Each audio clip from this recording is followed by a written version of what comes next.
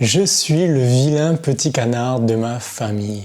Je suis sûr que tu as déjà entendu cette expression ou que peut-être toi-même tu te l'as déjà dit.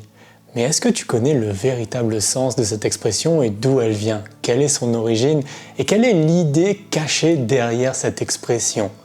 Aujourd'hui, j'aimerais vraiment qu'on aborde ce sujet super important de développement personnel qui est l'amour de soi. Comment est-ce que l'on fait pour s'aimer, se respecter et développer sa confiance en soi, son estime de soi grâce à cela? C'est ce que nous allons voir aujourd'hui en vidéo. Mais avant, générique!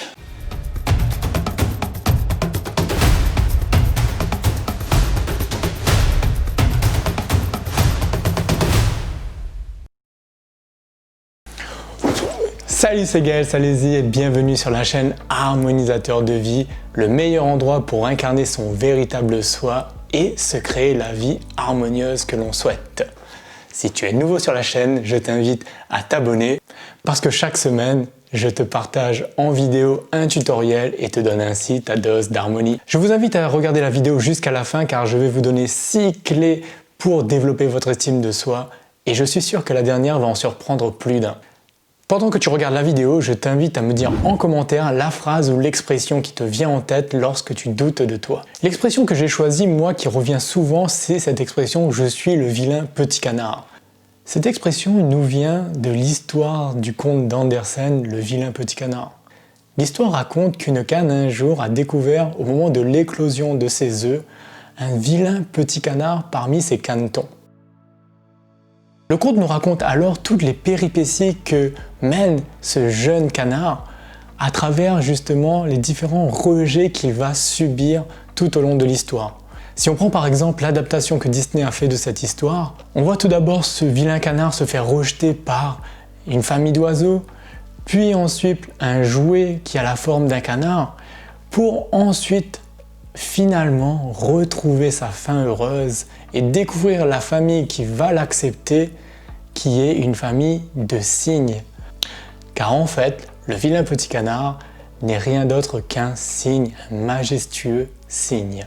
Cette histoire, tu la connais peut-être, mais sais-tu d'où est l'origine? Qu'est-ce qui a fait que Andersen, lui, a décidé d'écrire cette histoire? Ce que beaucoup de personnes ignorent, c'est que cette histoire, elle est surtout autobiographique. C'est-à-dire qu'Andersen, à travers l'histoire du petit canard, a juste parlé de sa vie à lui, ce ressentiment qu'il avait depuis tout jeune d'être un vilain petit canard. Il faut savoir qu'Andersen n'a pas eu une vie très facile. Il est né dans un quartier pauvre. À la mort de son père, il a vraiment souffert du manque d'attention de sa mère qui le prenait pour un fou lorsqu'il lui racontait les pièces de théâtre qu'il avait imaginées. Andersen est parti à l'école très tard, à l'âge de 18 ans, alors que la majorité des autres élèves, eux, en avaient 14 au maximum. Et donc rapidement, il s'est retrouvé rejeté par les élèves, par les professeurs et même le directeur se moquait de lui. Et pour couronner le tout, même au niveau amoureux, c'était compliqué pour lui. Il avait un physique qui n'était pas du tout la norme de l'époque où il était très grand et ça forcément, ça n'attirait pas beaucoup les autres personnes. Et en plus, en dessus de tout cela, lorsqu'il a voulu se lancer en tant qu'écrivain, il a connu de nombreux échecs. Mais ce qui a fait la transformation du vilain petit canard Andersen en le majestueux cygne Andersen, c'est lorsqu'il se mit à créer des contes pour enfants. Il est devenu populaire grâce à cela, il en a écrit plus de 150. Il est même devenu le Danois le plus célèbre de son époque grâce à ses contes qui étaient reconnus à travers le monde entier et qu'il est même devenu le conteur attitré des enfants du roi de Danemark de l'époque. Donc à travers tout ce cheminement, on voit qu'Andersen a pu justement incarner son véritable être et trouver sa place dans la société et être même reconnu pour cette place. Il faut savoir qu'à l'époque, créer des contes pour enfants n'est pas du tout quelque chose de populaire. Ce n'est même pas un genre littéraire. D'ailleurs, c'est ce qu'a souligné un écrivain danois, Brandes, je ne sais pas trop comment on le dit, mais il a dit cette phrase qui pour moi est vraiment très marquante de cette notion. Il faut du courage pour exprimer librement et aisément ce genre. Donc on voit bien qu'à travers ce conte se cache une très belle énergie de transformation qui permet à une personne de passer du vilain petit canard au cygne. Mais pour vous aider à approfondir cette idée et vraiment avoir des moyens concrets de les réaliser, je vais développer avec vous 6 clés, 6 outils qui permettent de le faire. Alors voyons tout d'abord ensemble le premier de ces outils.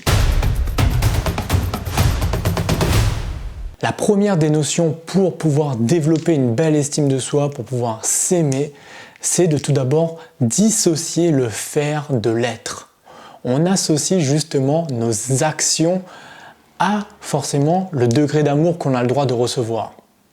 Et cela, forcément, ça a forgé en nous un mécanisme d'associer justement l'action avec l'amour. Alors que, à l'origine, quand nous sommes tous nés, nos parents, ils nous ont regardés dans la première seconde avec amour. Ils nous ont donné cet amour lorsque l'on est né. À aucun moment, on a fait quelque chose. Ce n'est pas parce qu'on a pleuré, ce n'est pas parce qu'on a regardé, ce n'est pas parce qu'on a dit un mot ou quoi que ce soit. Le simple fait d'être, on recevait de l'amour. Et donc, on a perdu un peu cette origine. On a perdu par l'éducation, par le système de fonctionnement de notre société, à créer justement cette association. Aujourd'hui, je vous invite à retrouver l'origine même de la base qu'est l'amour. L'amour est donné lorsque l'on est. Il suffit d'être pour recevoir de l'amour et on n'a pas besoin de faire quoi que ce soit pour être aimé. Le deuxième point, il est de faire taire son juge intérieur. Je vous ai demandé de mettre en commentaire l'expression que vous vous dites lorsque justement vous doutez de vous. Par exemple, j'ai pris le conte du vilain petit canard et qu'on a tendance à se dire « je suis le vilain petit canard de ma famille ». Mais est-ce que ce n'est pas vraiment quelque chose de jugeant et de négatif, de se mettre cette étiquette-là, de se dire soi-même « je suis le vilain petit canard ». Parce que si on regarde bien le conte, on pourrait se dire dès la naissance, en fait, on aurait pu dire « mais c'est un majestueux cygne qui est né dans le nid d'une canne », mais cela ne change pas le fait que c'est un majestueux cygne. Depuis le début, depuis sa naissance, il était un majestueux cygne. Sauf que dans l'expression, si on peut dire, celle qui reste le plus, c'est le vilain petit canard. On emploie toujours cette expression. Mais il suffirait juste que nous, on change l'expression, on la transforme, on n'utilise plus le terme vilain petit canard, mais au contraire majestueux cygne. Et là, cela fait taire justement notre juge intérieur. Cette petite voix que l'on a en nous qui est toujours en train de nous faire douter, en train de nous casser, en train de nous juger, en train de nous dire que ce n'est pas bon ce que l'on fait, ce que l'on est, la personne que l'on est, elle n'est pas à sa place. Cette personne-là ne mérite pas d'avoir quelque chose. Mais si on arrive à éteindre cette voix à l'intérieur de nous, et on peut mettre alors à ce moment-là de très belles phrases valorisantes pour justement retrouver une estime de soi.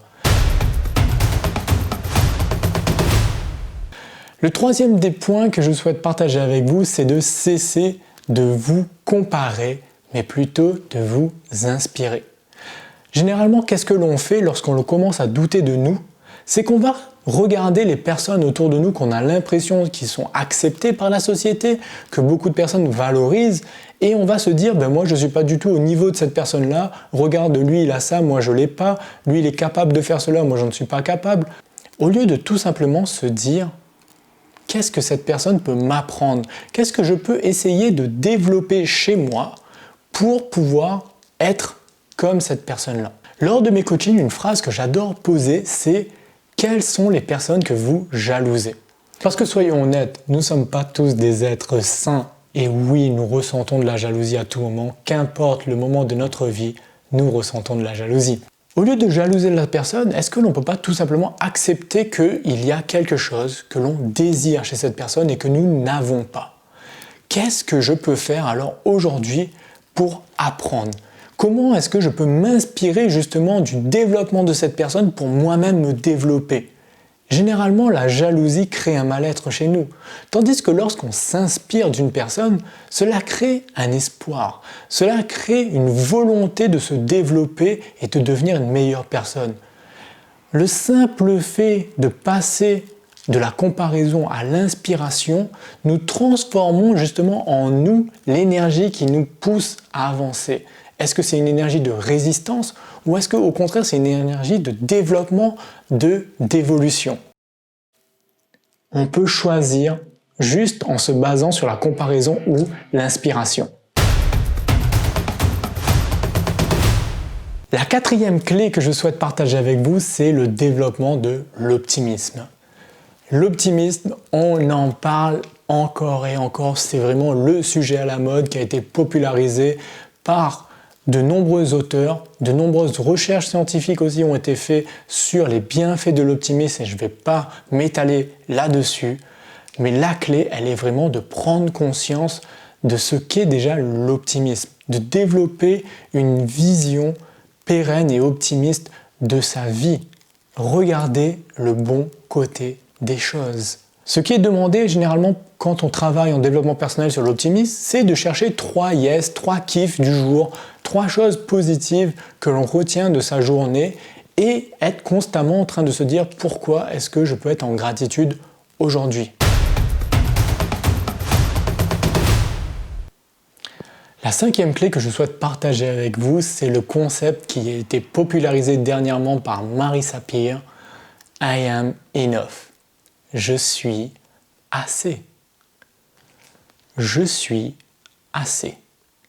Le simple fait de dire cette phrase-là, moi-même je ressens une espèce d'apaisement, une espèce de pression qui s'enlève de me dire que je dois faire ainsi, je dois être meilleur, je dois montrer un bon côté de moi, je dois être différent et faire quelque chose ou donner une image pour pouvoir être accepté de la société.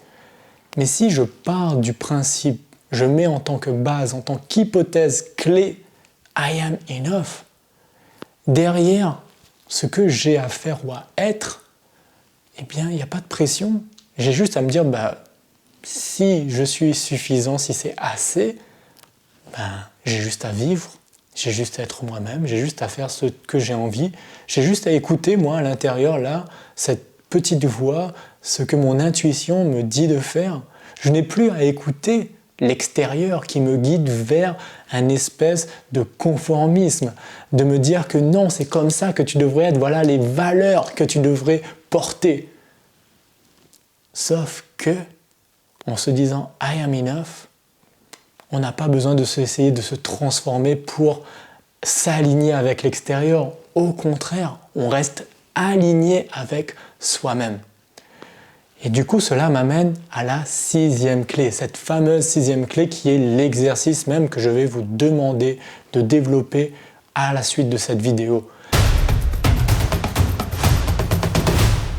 S'il y a une seule chose que je vous invite à retenir de tout ce que j'ai pu partager avec vous aujourd'hui, c'est vraiment ce 6e point qui est de vous créer votre mantra personnalisé.